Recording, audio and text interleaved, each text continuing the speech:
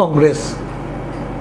কোথাও গিয়ে মনে হচ্ছে যে শাসক দলের মতো তারা তৃণমূল কংগ্রেসের যে প্রার্থী তালিকা তারা আজকে সেটা ঘোষণা করে দিলেন।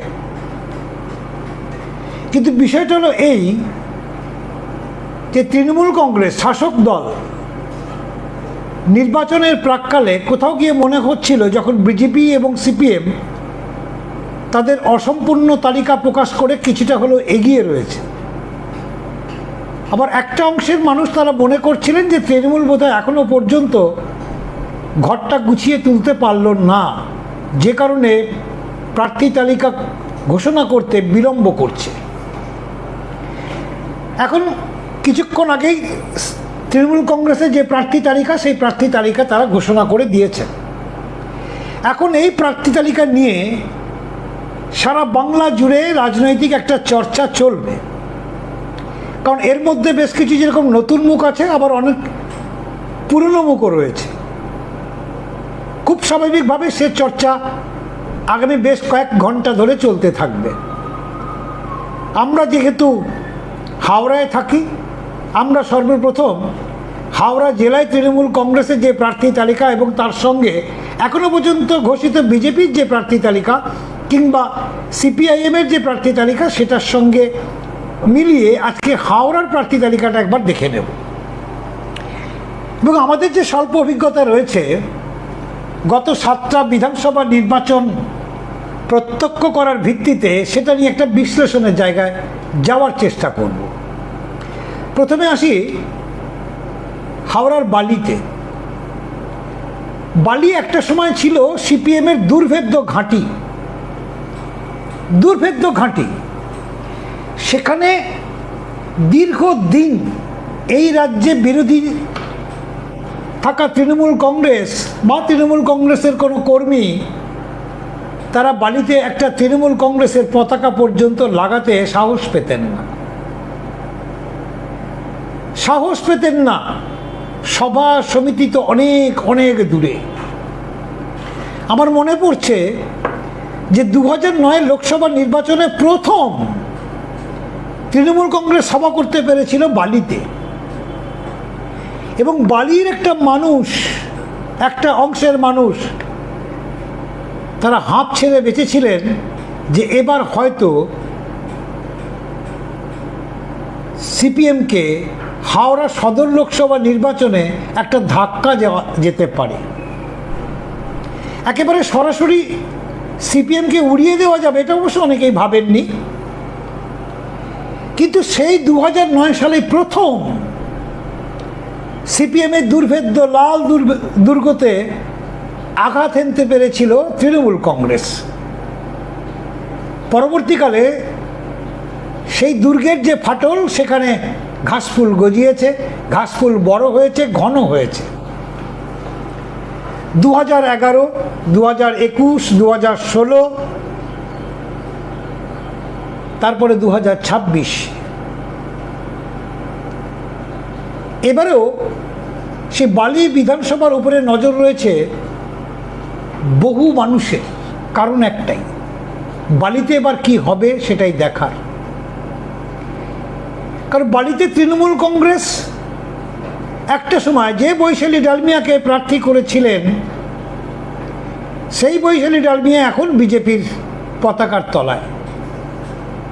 যদিও এই মুহূর্তে বৈশালী ডালমিয়াকে সেইভাবে বিজেপিতে আর দেখা যাচ্ছে না। স্বাভাবিকভাবেই তিনি একটা মোটা অংশের মানুষের সমর্থন কিন্তু পেয়েছিলেন বিজেপির টিকিটে দাঁড়িয়েও।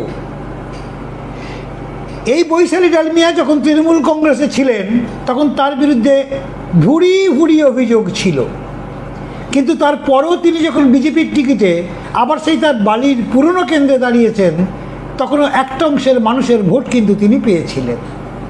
এবার সেই কেন্দ্রে যিনি তৃণমূল কংগ্রেসের প্রার্থী তিনি কৈলাস মিশ্র,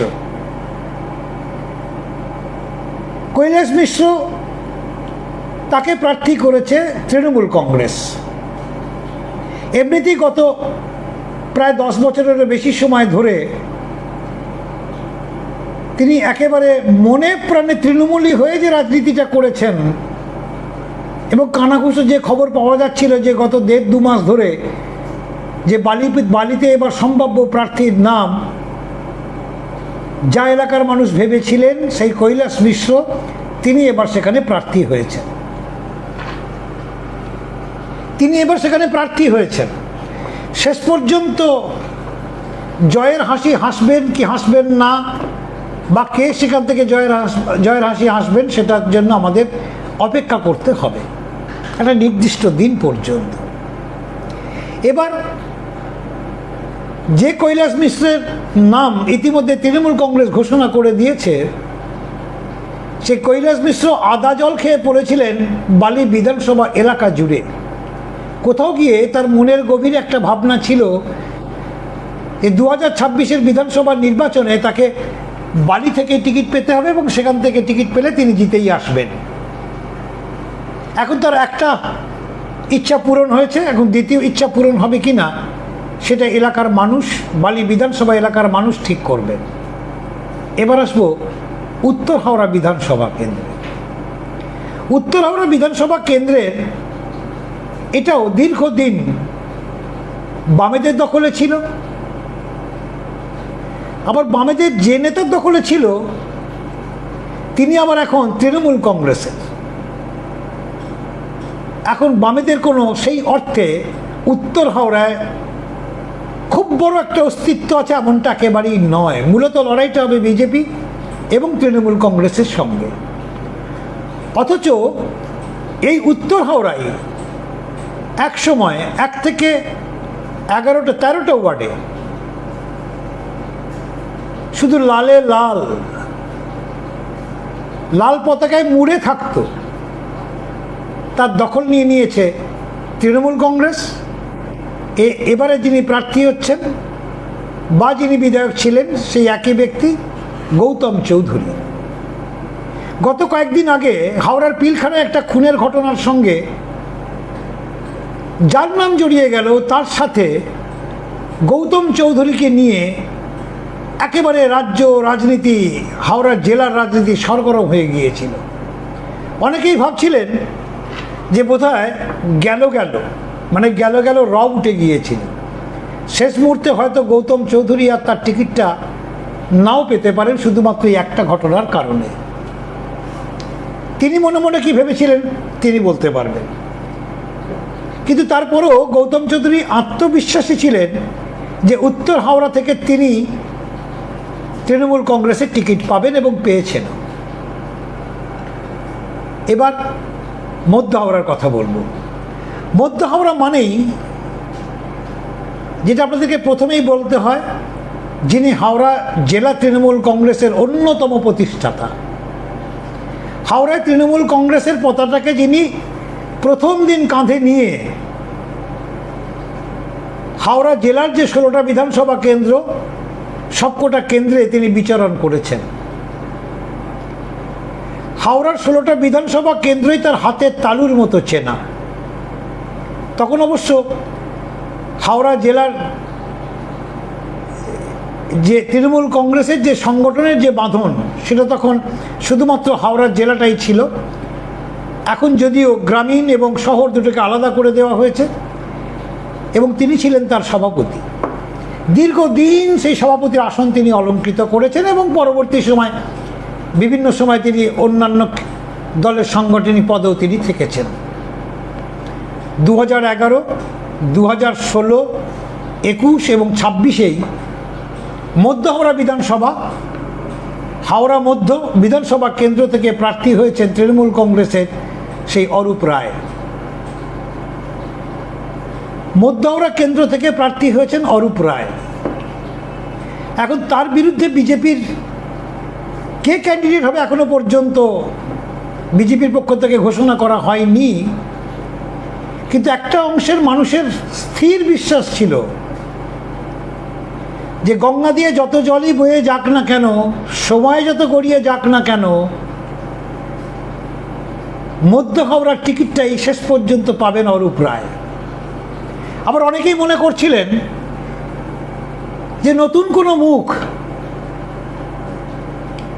আসতে পারে মধ্য হাওড়া বিধানসভা কেন্দ্রে, কিন্তু শেষ পর্যন্ত দলের সর্বময় যিনি কর্তা, সর্বময় যিনি কর্ত্রী, সে মমতা বন্দ্যোপাধ্যায় অরূপ রায়ের ওপরেই আস্থা রেখে দিয়েছেন। কারণ অতীতে বহুবার ত্যাগ এবং তিতিক্ষার মধ্যে দিয়ে তিনি তার রাজনৈতিক জীবনটাকে তিলে তিলে বাড়িয়ে নিয়ে গিয়েছেন, কিন্তু কখনো অরূপ রায়ের মুখ থেকে দলবিরোধী কোনো কথা কোনো কর্মী, পুরবাসী তারা শোনেননি। হয়তো তার মনে কোনো অভিযোগ থাকতে পারে, অভিমান থাকতে পারে, কিন্তু তারপরও তার মুখ থেকে দল সম্পর্কে কোনো কথাই বেরোয়নি। একেবারে গুড বুকে তিনি ছিলেন। অনেকেই ভাবছিলেন হয়তো বয়সের কারণ দেখিয়ে এবার তাকে টিকিট দেওয়া নাও হতে পারে। এরকম যে সমস্ত ভাবনাগুলো ছিল, সমস্ত ভাবনাতে জল ঢেলে দিয়ে শেষ পর্যন্ত মধ্য হাওড়া বিধানসভা কেন্দ্র থেকে তৃণমূল কংগ্রেসের হয়ে প্রতিদ্বন্দ্বিতা করবেন অরূপ রায়। যথারীতি দক্ষিণ হাওড়া বিধানসভা কেন্দ্রের নন্দিতা চৌধুরী, অম্বিকা বন্দ্যোপাধ্যায়ের কন্যা, যিনি গতবারেও টিকিট পেয়েছিলেন এবং এবছরও টিকিট পেয়েছেন। এবারের যে নির্বাচন হচ্ছে, এই নির্বাচন যে কঠিন পরিস্থিতির মধ্যে দিয়ে হবে সেটা নির্বাচন কমিশনের যে বিধি ব্যবস্থা সেটা দেখলে পরিষ্কার বোঝা যাচ্ছে। এখন নন্দিতা চৌধুরী দক্ষিণ হাওড়া কেন্দ্র ধরে রাখতে পারবেন কি পারবেন না সেটা বোঝা যাবে ফল ঘোষণার দিনে। আবার অনেকেও এই দক্ষিণ হাওড়া বিধানসভা কেন্দ্র নতুন মুখের জায়গা হতে পারে, অনেকে এটা ভেবেছিলেন, কিন্তু শেষ পর্যন্ত তা হয়নি। উল্লেখযোগ্যভাবে শিবপুর বিধানসভা কেন্দ্র নিয়ে আলোচনার একেবারে শীর্ষস্তরে ছিল শিবপুর বিধানসভা কেন্দ্র। তার কারণ একটাই, যে শিবপুরে যিনি তৃণমূল কংগ্রেসের প্রার্থী ছিলেন, বিধায়ক ছিলেন, সেই মনোজ তিওয়ারিকে নিয়ে এলাকার একটা বড় অংশের মানুষের একটা বড় ক্ষোভ ছিল, এবং কোথাও গিয়ে বোধহয় সেই ক্ষোভটা দানা বেঁধেছিল। আর যে ক্ষোভের কারণে মনোজ তিওয়ারি আর এবারে শিবপুরের প্রার্থী তালিকায় তার নামটা আমরা দেখতেই পেলাম না। অনেকে এটা মনে করছিলেন যে গত 2 বছর ধরে শুধুমাত্র মনোজ তিওয়ারি এই নামটাকে নিয়ে যা ঘটনা ঘটেছে শিবপুর বিধানসভা কেন্দ্র এলাকায়, তাতে একটা অংশের মানুষ তারা বারংবার অভিযোগ করেছেন যে তারা অতিষ্ঠ হয়ে গিয়েছিলেন। দল বোধহয় সেটা, তৃণমূল কংগ্রেস বোধহয় সেটাকে বিবেচনার মধ্যে রেখে শিবপুর কেন্দ্র থেকে তার নামটা এবার তারা বাদই দিয়ে দিলেন। এবার শিবপুর কেন্দ্রে যাকে প্রার্থী করা হলো তিনি একজন চিকিৎসক,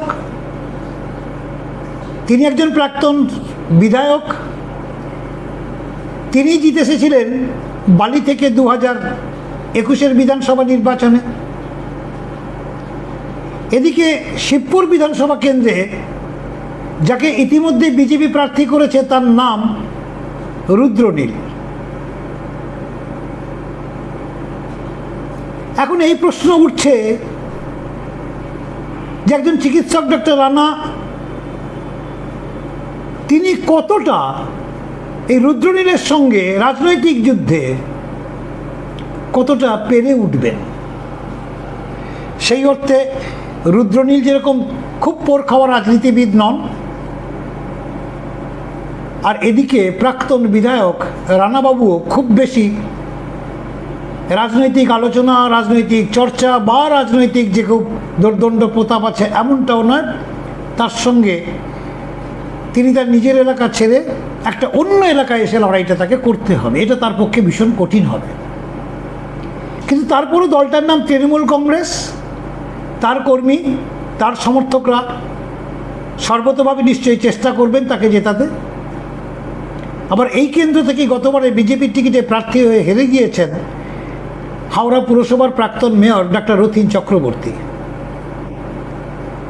বিজেপির যে খুব বড় প্রভাব শিবপুর বিধানসভায় রয়েছে এমনটা নয়, কিন্তু একটা অংশের বিজেপির কর্মীরা তারা মনে করছেন যে মানুষ যদি ভোট দিতে পারে, নির্বাচন কমিশন যদি বা যেভাবে এখনো পর্যন্ত নির্বাচনটাকে প্রহসনের বিরুদ্ধে যেভাবে তারা আটঘাট বেঁধে তারা নামতে চাইছে, যদি এমনটা নির্বাচন হয় তাহলে অবশ্যই শিবপুর বিধানসভা কেন্দ্রে একটা ভয়ঙ্কর প্রতিযোগিতা হবে, সে বিষয়ে কোনো সন্দেহ নেই। আজ এ পর্যন্তই। আমরা আবার পরে ফিরবো আপনাদেরকে হাওড়ার অন্য বিধানসভা কেন্দ্রগুলো নিয়ে পর্যালোচনা। আপনারা প্রত্যেকে ভালো থাকবেন, সুস্থ থাকবেন।